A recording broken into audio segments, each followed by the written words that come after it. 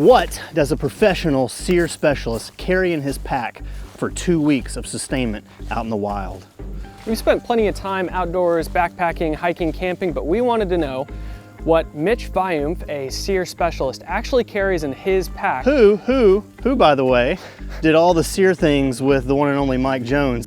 Well, I guess that'd be me. And was his original cameraman before Micah. So, you know, keep that in mind. A little unnecessary, but you're not wrong. In any case, we're gonna take a look at what Mitch actually carries to be out in the woods and sustain himself, not just survive, but thrive for 2 weeks plus. So let's shut up and let the experts talk. Oh gosh. So when it comes to actually being out in the woods or whatever kind of environment that you're living in, I have only spent so much time camping. And even so, it would still be considered glamping because I get out of my truck and I pull my tent out and I have a blow up mattress that I plug into my car. And yeah, I've spent time outside sleeping on the ground, but that's, I know, wildly different than what someone like Mitch, a SERE specialist, would actually pack in his bag. And all that being said, when I pack a theoretical go bag, I'm grabbing things from the house. You know, when I'm home, I'm thinking about, well, I need food. I should probably throw some Doritos and, you know, Campbell's soup or something in my bag, right? And then I like to sleep, so I need something to sleep with. I'll grab a blankie, and then it just goes down the line. I'm taking things from home and throwing it in a bag. And I still know that that's not the perfect mindset or the way to actually pack some of this stuff. I know that you need to pack the heaviest things on the top and as far away from your body as possible, right? Yeah. Okay, we'll get into that. So, Mitch, with your life experience and everything that you've received from SERE training, we're curious and we're going to share with the audience here what you actually have in your bag. So, without further ado, can we get into it? Sure. Let's Teach us, show us your ways. So, one of the most common theories that you'll hear somebody saying with backpacking is ounces equal pounds, pounds equal pain. You can actually save weight by having more education and training and take less stuff with you because you know how to utilize what you have better. But if you do want to bring a whole lot of stuff, you better be prepared to make it lightweight and multifunctional. So multi-use items, you can use it for more than one purpose. To start off with, just the pack itself is important, making sure that it's properly sized to fit you, right? So like this pack that I have, it's an adjustable frame. So I can move the shoulder harnesses up or down in order to meet my torso size. Every single person is built different, and having a good pack prevents a lot of injuries, especially when you start adding weight into the equation. That was one of the biggest things that we were seeing with the Alice packs that everybody's getting now for rucking. Is like, I want to be a military guy, get a military surplus. They are destroying their spines. The Alice packs are great for a very specific body type and style, and they're good at holding a whole lot of weight, but it is not good at maintaining it on the person for an extended period of time. That's why everybody that has carried a ruck for an extended period of time in their career, they have spine problems. We all do. It's just a fact. They're not built for everybody. The few people that don't get problems, they happen to fit in the Goldilocks principle for those packs. And they're like, oh, this is great. And I was like, must be nice. Yeah. You know, so I always wanted a pack that's gonna fit me well. You have different types, external frames, internal frames. I've grown to love internal frame packs because it's less debris for things to catch onto. External frames can hold a lot more weight though. But yeah, so that's what I'm looking at there. I also want to have something with a kidney belt or lumbar support to help disperse a lot of that weight. That way the pack itself is actually going to sit on my skeletal structure in my frame and have most of the weight on my hips as I'm moving around. That way it takes the pressure off my shoulders. It allows me to have improved circulation throughout the pack and moving with it throughout the day. And it just makes it more comfortable. Having some good padding and then some rigid material inside of there as well to support all of that weight and structure and everything else is also really important. So that's the framework of the bag itself.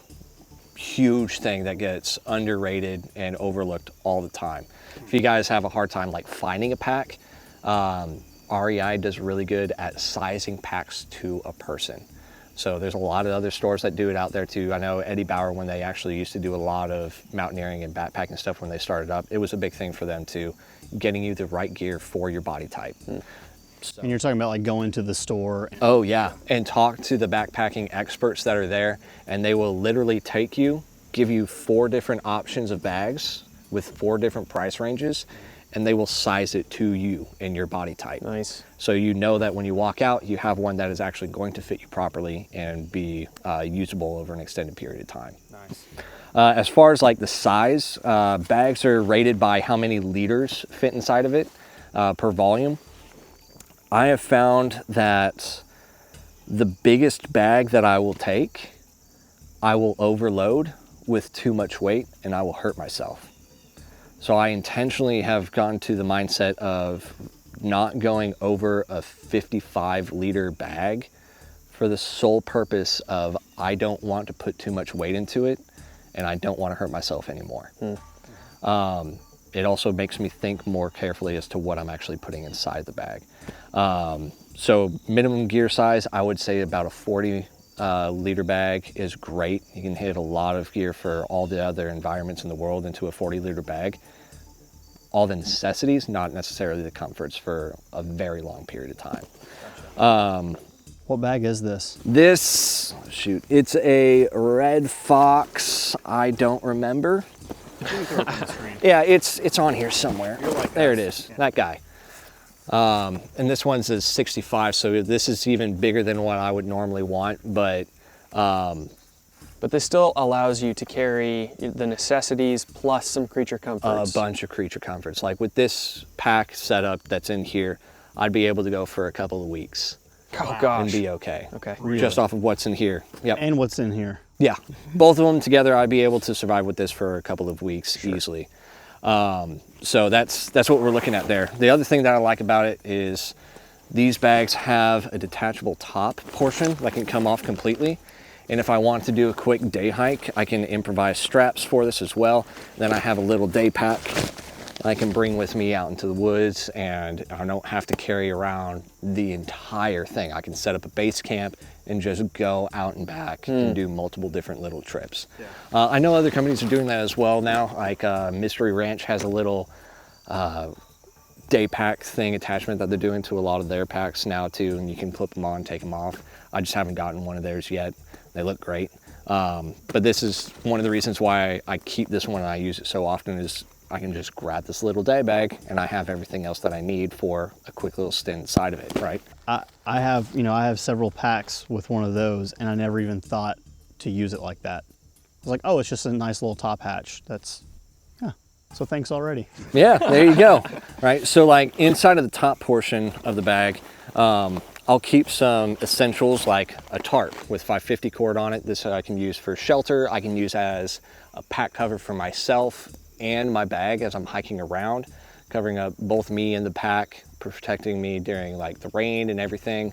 So I always try to keep a poncho with me regardless of the setup that I'm in. It's a great immediate action shelter, and it's a great way to protect yourself from the environment really quickly.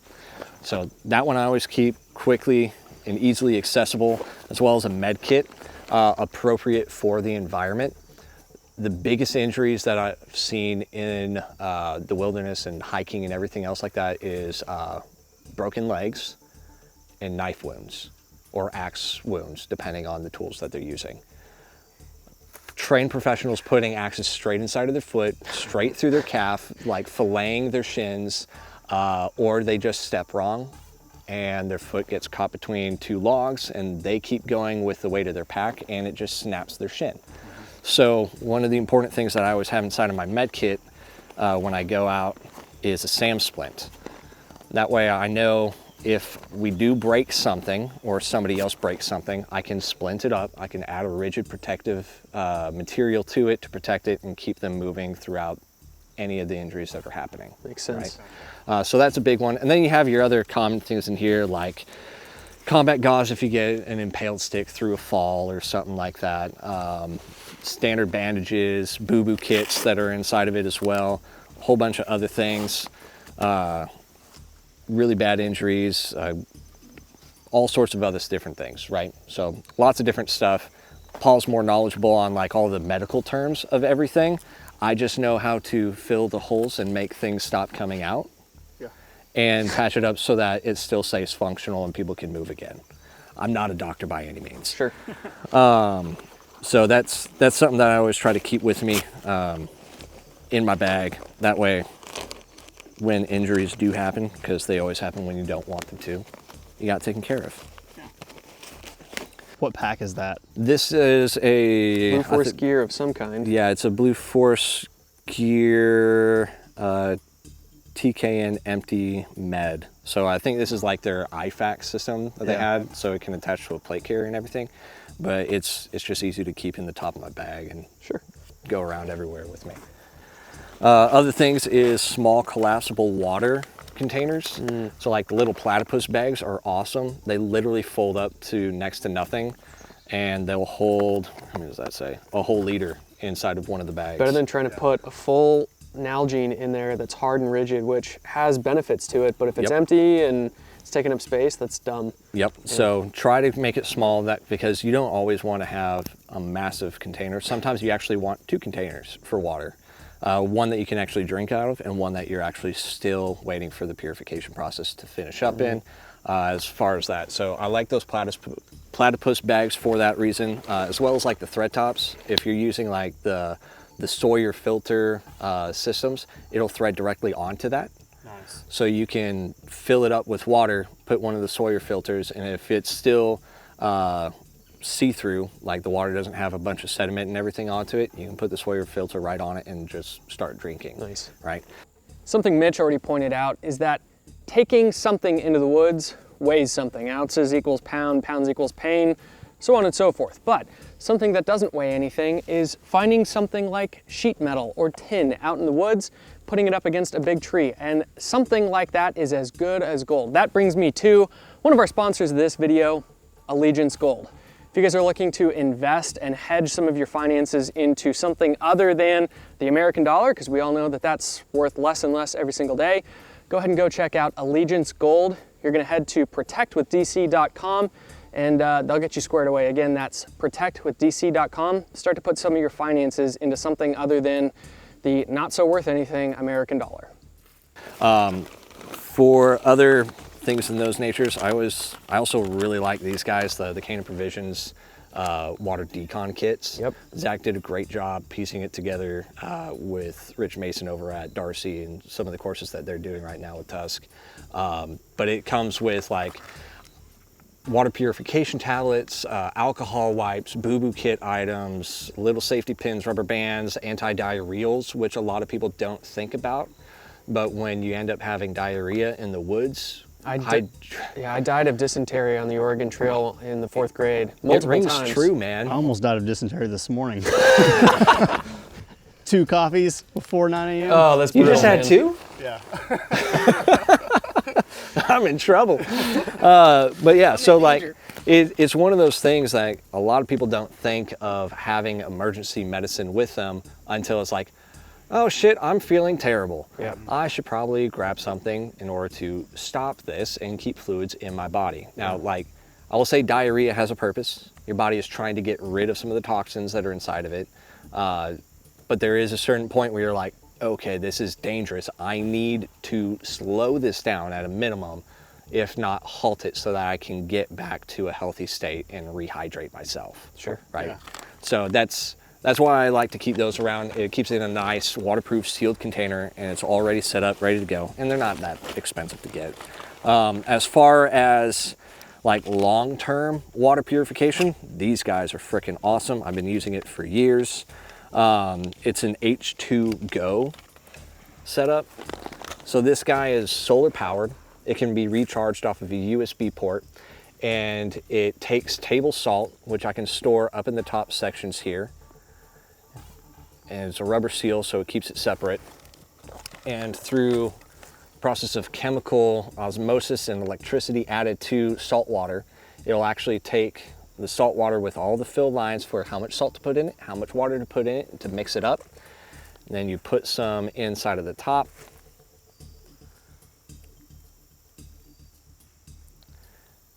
And then I can push a button on this guy, start making sodium chloride, also known as bleach. Oh my gosh. He showed me this yesterday, and my first reaction was, you can drink bleach? Well, in low doses, So right? you see all the bubbles that are forming in there? Yeah. That's it, literally using the electricity that's being pumped through it that's saved in a small battery from the solar panel with the salt and the water and creating my own bleach that is going to be the perfect ratio for 2 liters of water right now. That's pretty rad. It smells like bleach. I mean, obviously, like I can smell it. Oh, yep. Yep. Yeah, it's potent, Yeah. right? So I'll take this in the truck with me when I'm overlanding and stuff like that. That way I can fill up a whole jerry can of water and I can purify it on the go. I don't need to bring like a massive thing of it. I can just bring a little bit and fill and clean it along the way. And this will do up to 20 liters of water on its own. Unbelievable. How often do you have to refresh the salt?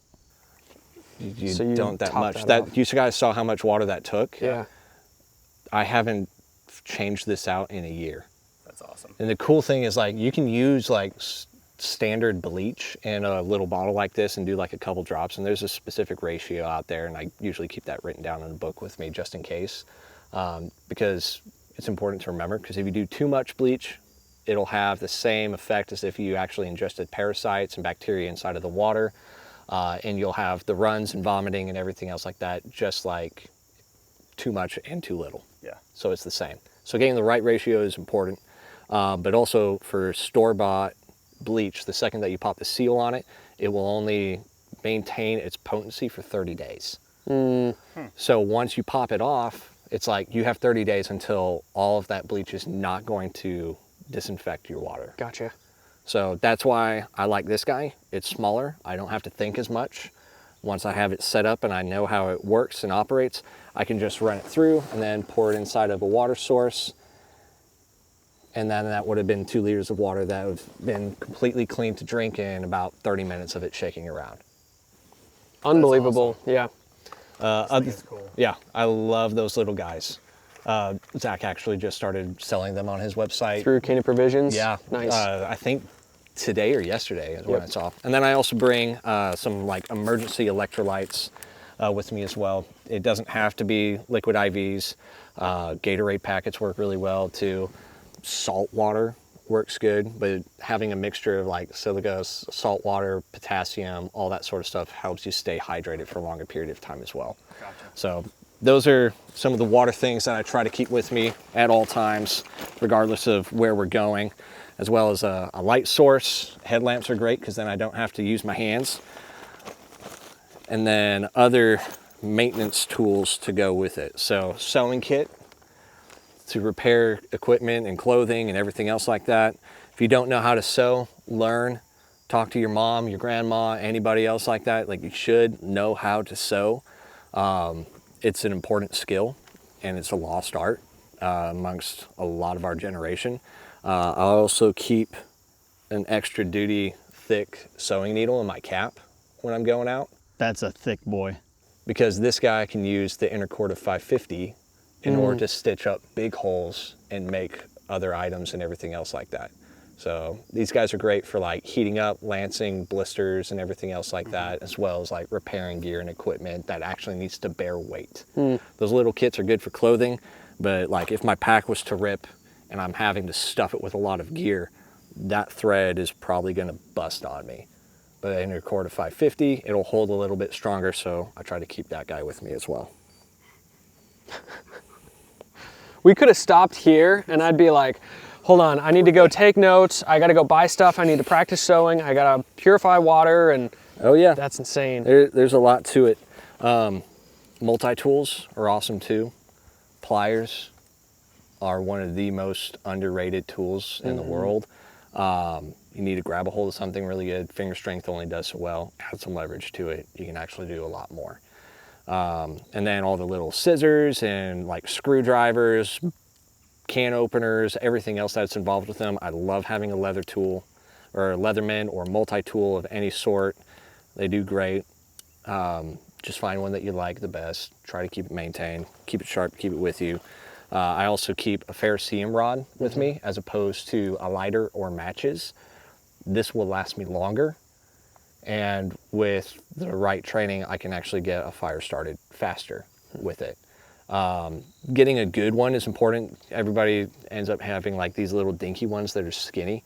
They only last for so long. So I've tried to go into like only getting the 1/2 inch thick, 5 to 6 inch long, girthy guys to utilize, because it gives me something to actually hold on to. And then when you're actually striking it, you get a metric shit ton of sparks out of it. So you have to get that first layer off of it, but then it throws sparks like none other, and it will light up anything that is ready to catch a flame, such as tinders and stuff like that. So those 2 guys I try to keep with me as well. And then just simple hygiene things like camp soap, something to clean myself with, because infections are terrible, especially when it's from your own funk. So try to stay clean. Have you taken a shower since you've been at my house? Yeah. Okay. But I don't get to in the woods necessarily, and if I don't have water, I always try to keep like baby wipes or dude wipes with me. Yep. You know, stay clean, Yeah. so that way you don't have to deal with all the other bad things that come from infection. Infections kill people more often than anything else in the woods. And just in case you do get dysentery, you don't want to be walking around with dragon butt all day. Yeah. Yeah. Got to clean the little berries out, man. On fire. On fire. So that's why I keep all into that little top portion. Did you ever think about using the top portion as a day pack? Be honest. Yes. Okay, I guess I'm just an idiot. All right, whatever. Other things inside of like the front, I try to keep a compass with me. That way I can find like magnetic north and everything else like that, and is good for navigation, just finding your way around, shooting an azimuth and all that sort of stuff.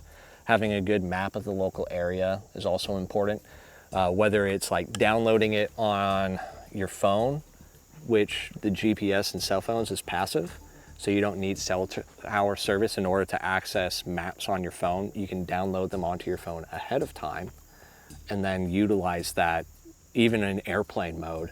When you don't have any towers, it'll still pull up the GPS, and you can actually find your coordinates and use that as an actual navigational device.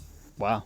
So having that set up is also great to do, but batteries die all the time unless you have a plan for them. What app are you using to download your maps?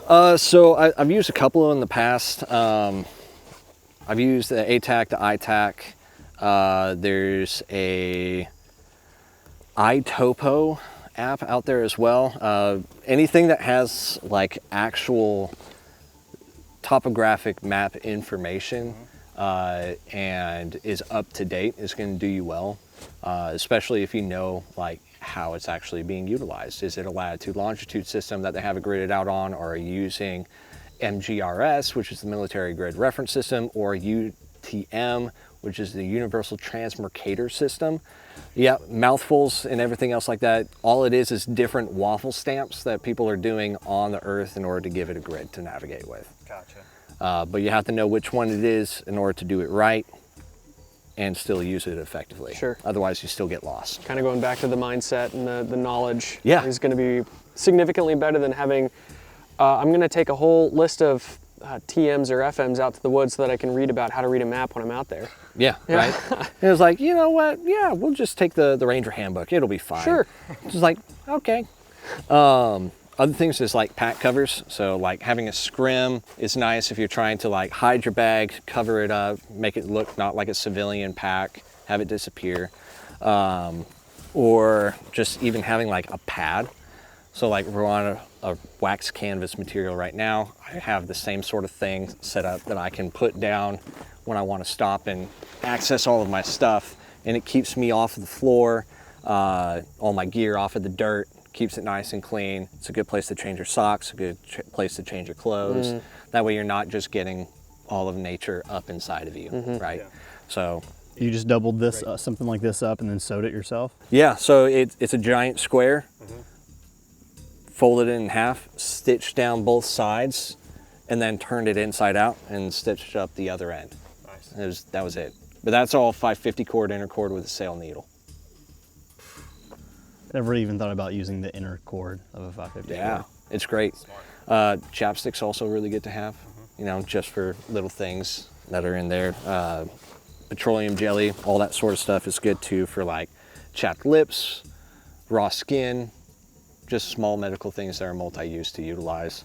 As far as like charging up your electronic devices, so like I didn't have a map of your guys' area printed out, but I have my phone and that's on the phone, but I need to be able to charge that phone. So having a battery bank is good. So it's a little heavy. That it is a little heavy, but I will sacrifice it because with the combination of that battery bank and this little guy, I can take it anywhere in the world and have my own electricity to charge up all of my electronic devices and keep them functional. So put that in the side of the sun, plug the USB-C into the battery bank, and then it's got like a wireless system on top to wirelessly charge up my phone. It also comes with all the other cables to do USB-C, micro USB. It has the, what's the iPhone cable? I keep forgetting the lightning thing. I'm new to iPhones, man. But not anymore. Oh yeah, it's going to USB-C now, right? Yeah. Smart. So like that's one of the things I always try to take around with me as well, is something with power. And then I can also utilize that little Sherpa unit to charge radios if I'm on the trail and I need to like communicate. So like having to do search and rescue type stuff every now and again, they'll give us radios and comms and things of that nature. So I don't have my radio on me right now. I left it in the truck, but taking that setup along and charging up the radios overnight, so I have spares and everything else like that to stay in contact with everybody else that's doing their thing. Sure. It's important to have that sustainment without carrying extra weight, because batteries weigh a lot. Yeah, and we're already getting into the world where, hey, I'm carrying a Mod Light OKW, which is a fantastic light. Yeah. And you can go with a dual fuel that takes 123s, but if you can save that and have the ability to charge headlamp batteries, or if you have GPSs or things like that, then... Yep. So I try to make sure all the electronic devices that I have are rechargeable devices, either by USB, or I have a battery setup that I also have the recharging stations that I can take with me. Gotcha. So I can do all of it all at once, and I can minimize how much I have to bring. Now that we've talked to Mitch about SERE stuff, I guess you could say we're kind of experts on foraging and finding food in the woods that's nutritious and delicious at the same time. But if you're foraging for food in your own house, which I often do, Factor meals is a great option. I've used them for years. They taste better than moss and bark, and you can get them for 50% off right now if you go to factormeals.com/DC50. Again, that's factormeals.com/DC50. And really get some tasty and delicious, and nutritious treats. So yeah, hit them up. Actually, this moss isn't too bad. As far as like other water containers, I do like the thermal insulated ones, especially for colder environments. This will prevent my water from freezing. So I can put it in nice and warm after it's boiled and cleaned and everything else like that, and it will stay warm and boiled for a longer period of time, and I don't have to worry about it getting frozen inside, busting the water bottle open. I've broken so many Nalgene's by accidentally filling it too much, and then it freezes on me in my pack and just cracks the outsides of it, or it falls and the pressure's too much and the bottom just explodes off the bottom of it. So I like using stainless steel ones, especially with the vacuum seal, for that reason. And they can be whatever size you need it to be, but there's a lot of options out there nowadays. It doesn't have to be anything fancy. Other things is like 550 cord line kits. Between good cutting tools and rope that has already been fabricated, you can build pretty much anything. Is there a minimum that you would take, or in your mindset you're like, I know that I want to have X amount if I'm going to be gone for, let's say, a week? Absolutely. So if the worst thing was to take place, if I have 10 10-foot pieces and 10 5-foot pieces of 550 cord, I can pretty much make anything that I'm going to need. Can you make the Hilton? I could build a pretty cool structure even without some of the 550 cord. Wow. It's using a lot of different like old school carpentry techniques and understanding the physics that are involved. You can build a lot of stuff without it, having it makes it a lot easier and a lot faster. You don't have to do as much tedious, like meticulous work when you can just lash things together with rope. Right. So those are things that I try to keep easily accessible, as well as a good sharp axe on the outside. For obvious reasons, axes are fantastic tools. They're underrated in my honest opinion. There's some really fancy ones out there. There's some really cheap ones out there. But knowing how to use it is also more important than like how expensive or fancy your axe is, right? Yeah. So I try to keep it nice, lightweight, about 5-pound axe head. Axe handle just being long enough so that it's from the base of the pack to the top, not too much higher, so it doesn't have to catch on anything as I'm walking around. And if I have to pick my head up, it doesn't whack me in the back of the head. I also like to try to keep the axe head down and away, because I've had it up like this before in a hurry, and when I put my pack on, it actually went right into my thumb there. It was a bad day because my cover got ripped off in the woods. Ugh. So just, and then blood and everything. Yep. But patched it up with the bend kit and everything else. With the sewing kit.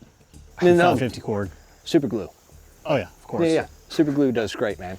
So that's one of the other things I like to bring inside of my med kits is super glue. So that one's Husqvarna, I think. Oh yeah, Forget like what the model lawnmower? is. Yeah, but they do axes and chainsaws and all that sort of stuff too. That one I've abused, and the axe head is definitely smaller than it was when it started. But it's been resharpened many times over. So that's why I try to keep on the outside of my pack, so I can have access to it at any point in time, or within like a protected sheet inside of the bag that I can pull it out. Other things is like a shemagh. They're great for drying off your body, or like improvising a pillow out of when you're trying to sleep, because everybody forgets to bring a pillow. And having your head up off the ground instead of just flat and pinching off your airways, it's good to have. If I didn't want to use that, or I wanted to keep it dry, I also like to try to bring one of those microfiber towels out with me as well. They're really lightweight. They pack down next to nothing. They're really good at grabbing water and pushing it off of your body and then drying off really fast. Yeah. So I try to keep one of those as well. Note-taking materials, this is just a Write in the Rain hard notebook. So I can actually take notes and directions and everything else like that in order to make sure that I can have either my navigational checklist when I build it off of my phone and the plan and everything else like that. I can write down terrain features along the way that I should be seeing, at what pace I should be seeing those terrain features. So I don't have to have the phone out the entire time draining battery life and accessing the GPS signal constantly. I already did all of my terrain evaluation, figured out how to get from A to B, and I just go off of my notes and then just keep walking. Nice. So that's, having something to write with is important there. Other things is an emergency kit. Again, important things have to be easily accessible near the top. Otherwise, you're going to be sitting there in an actual emergency going, shit, where is it? Like hunting frantically, trying to find it. So I try to keep everything packed up there really fast and easily accessible. So this little guy is a dry bag that you've already seen. Yeah. But it just keeps a Mylar blanket in it, a sterno can for an emergency fire that takes less than a second to go, something warm for your head, change of socks for your feet, merino wool long johns for the bottom, and a down puffy jacket that's all collapsed down inside of it for the top. That way if somebody is super wet, start going hypothermic, regardless of the season of year, it can happen. I have something to dry them off, get them warm, and get them clean and clothed and insulated again. While I still can go through and dry off all of their gear and then take my stuff back. Because I'm not just gonna do it for charity for them, you know? Yeah. I want my things back. This is also for me in case of emergency. So I'll do all this, help them, get them stuff, or their stuff all put back together. And it's like, okay, now change into your stuff. Give me my stuff back. Yes. So with this though, would you in any season, like in the summertime, be removing some of this gear and in the wintertime changing some of this? Or are you still leaving this, I know we're not through the entire Right. bag, but are you leaving this as, no, these are the bare essentials for any season? So some of these things are like, you need it. You need water. Of course. You need shelter. You need medical. Power. Maybe I don't even have a phone with me. Why do I need electronics, right? If I don't have a flashlight or a headlamp, I don't need that. I need to be able to make fire, right? So there are gives and takes in order to meet the same needs. But getting somebody warm, I do not want to wait. Makes sense. The second that they start turning into moderate to severe hypothermic state, that is a very crucial time, and there is no time to waste in that. Get them dry, get them taken care of, and that's an entire another video, right? So that's what we're looking at for that one. So I try to keep a hypothermia bag in every pack that I take with me, because I don't know how fast the seasons change here in Tennessee for you guys, but I've seen it go from like a summer day to the next night being almost freezing conditions. Yep. So nature's a conniving mistress, and she will humble you if you're not ready for it. So always plan for the worst, hope for the best, kind of go from there. I know, like, I mean, and we had just filmed a hypothermia video yesterday that is probably not on the channel at this point, but I think one of the biggest misconceptions is that it has to be freezing outside for you to get hypothermia. All it has to be is cold enough for your body temperature to be below 90 degrees. And if ambient air temperature is enough for that, and then you add water and air movement through convection, and then you're in contact with cold ground, which is conduction, and you're radiating all that heat off of you, like, you go cold really fast. I've seen somebody go to a severe cold state in about 4 minutes and like have to go to a hospital and an ambulance type thing. So like, it's important to have that stuff, because it's way harder to get somebody back from that severe state than it is to be like, oh, you're not doing so good, let's warm you up. And they're actually conscious, and you can talk with them and they can help you do it. Yeah. So always stay ready for that one. When we're going into other things, like the main compartment of my bag, I keep in another dry bag. This is just another medical kit and another dry bag. Dry bags are a thing. If you guys didn't know. I'm starting to pick up on that. Yeah, water is really a pain to get into all of your other gear. So like a long-term thing, big boo-boo kit with like Pepto pills, Excedrin for migraine headaches, and ibuprofen, Benadryl.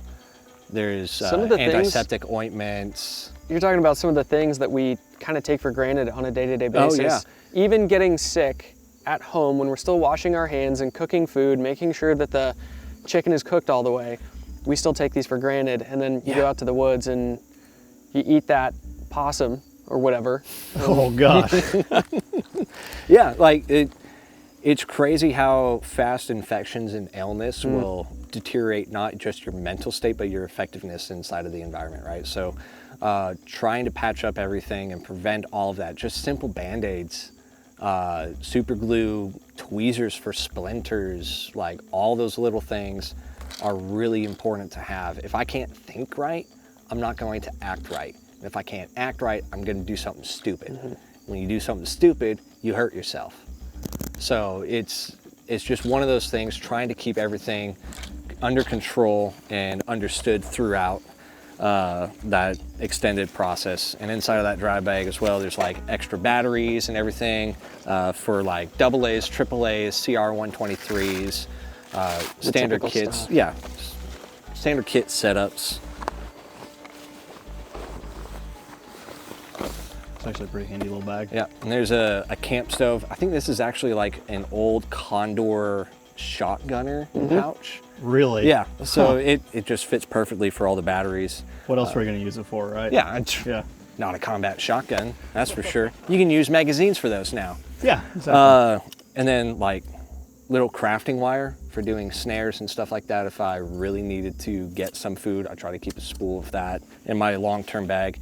And then a really good puck sharpening stone for maintaining my axe head, keeping that razor sharp, coarse end in order to take away big burrs, a refined end in order to kind of more hone that down as far as everything goes. And then I also wear a leather strop band that I made in order to help polish up that edge on all my knives and everything else like that, in order to really make it razor blade sharp if I needed to do skinning and all that other sort of stuff. So those are some of the things that are in that guy. And then this one is primarily extra clothes, because they do eventually go bad. But I would also have like food and MREs inside of here. That's a nice big dry bag. It's awesome. This one's from Everly stock, and I love it because it's massive. It can hold waterproof gear, such as like windbreakers, extra uniform tops, dry pants with Gore-Tex and rain guard on it, and then wool things as well if it drops down to like below freezing and I really need my body temperature up. Actual like 100% natural wool pants and uniform tops. Those things are great. And try to keep that up. I really like this one for the purpose of if I don't need all of that space, I can slim it down. That's nice. And shrink it, and then it still stays in a tubular shape, but it's not going to take up as much room in my pack. And it still seals up nice and watertight. Of course, now I bite on the material. So it's now about half the size, and it can fit in half of the pack on the side, whereas the other one I can still utilize for all the other gear and everything. Rad. Or I can expand it if I have more things I need to shove in there. Once I get through that main compartment in a separate section, I also keep my actual sleep system, which is usually one of the last things that I need to put up for the day. So that's more of a creature comfort item?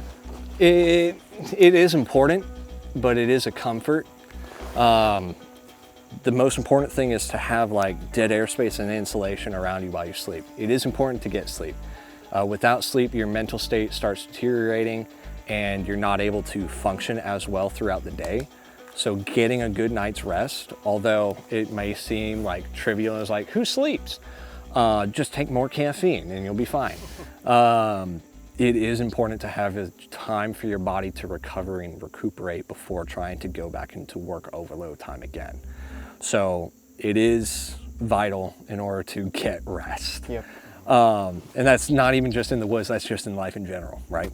To get a good rest, I want to eliminate how much of my body heat is being lost, because when you're sleeping, your heart rate slows down. When your heart rate slows down, blood's not pumping through your body as much. And if the blood isn't circulating that heat to all your muscle structures, it's easier for it to get colder. So a lot of people sleep colder.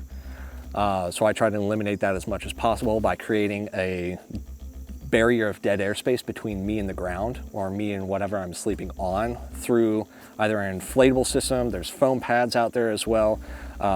This guy, what is it from? Insulated Static V Recon by Climate, I guess. I don't know. They do a good one. It packs down really small. So something to sleep on top of is more than just the comfort of it. You're also staying on top of keeping yourself insulated from trading off that temperature with the ground. Exactly. As well as just comfort, right? Because, I mean, if you just slept straight on the ground before, you've probably had sticks and roots and everything digging your spine. You never actually get to sleep. So being able to get comfortable enough where you can actually close your eyes, rest, and then wake up later on is also important. You don't want to be uncomfortable the entire time. So there is a balance between comfort and sustainability. And then an actual sleeping bag system that is appropriate for the environment in the day. I try to keep mine packed up in a compression sack. That way it stays nice and situated. And then mine's also inside of a bivy sack, which is a waterproof sleeping outer shell that can also be utilized as an emergency shelter if need be. But I like to use it for, one, keeping me warmer because it traps in my body heat, keeps me drier off the ground. And then also when I have it packed in, I don't need this to be necessarily inside of another waterproof stuff sack. It's all compact and tight inside of its own waterproof bag inside of the stuff sack. So the whole system gets to sit inside of there and stay kind of compact. And this thing gets big. So there's probably a long answer to this question, but there's a lot of people that will throw around you need to either have down or synthetic. Do you have a preference on the fill inside of the sleeping bag itself? Futuristic down materials have become really well set up, the chemical treatments that they're doing to that down, like some of the storm downs out there. It doesn't matter if it gets wet that much anymore. Like the old school down materials, yes, as soon as it would get wet, it loses its fluffiness, which eliminates that dead air space, which is what's actually insulating you. The synthetics have consistently been doing well with that. Benefits to down. It compacts really, really small. Like that is a very, very puffy jacket, and I can get it into about the size of an Nalgene water bottle.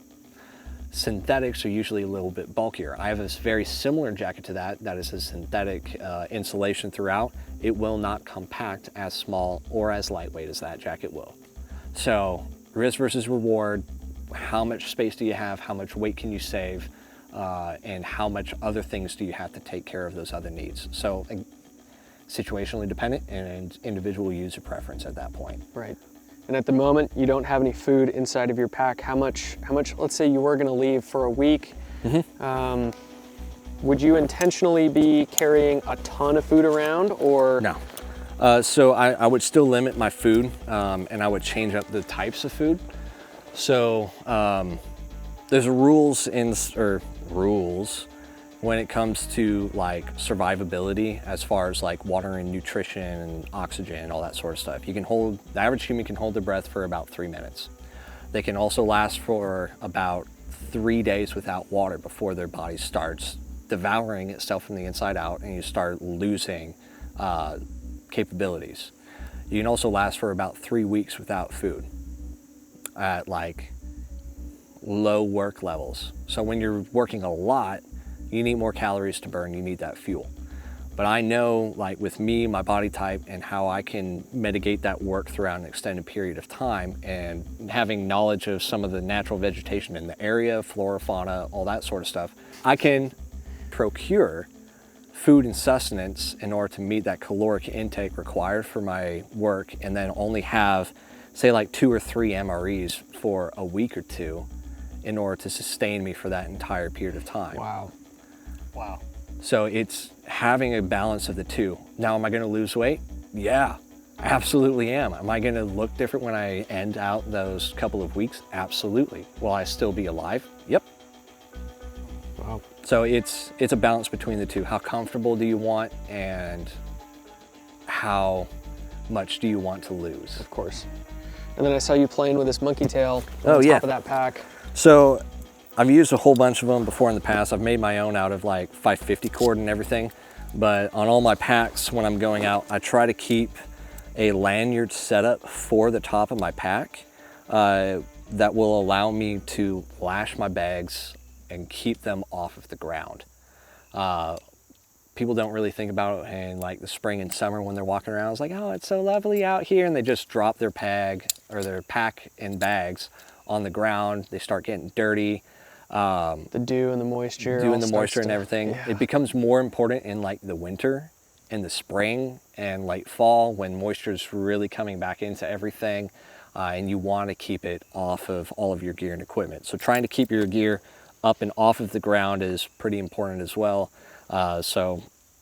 We got these ones for when we were doing helicopter work to keep us falling from out of the Hueys. That's a good idea. Yeah, it's important to have, but I've used it more for hanging my pack on a tree than anything else, you know, and it's just one of those things. You get them and you use them for what's more applicable for your purpose and your use at that time. Okay, so this is kind of a look at what you would carry for a multi-day, as in beyond just 24 to 48 hours. Yep.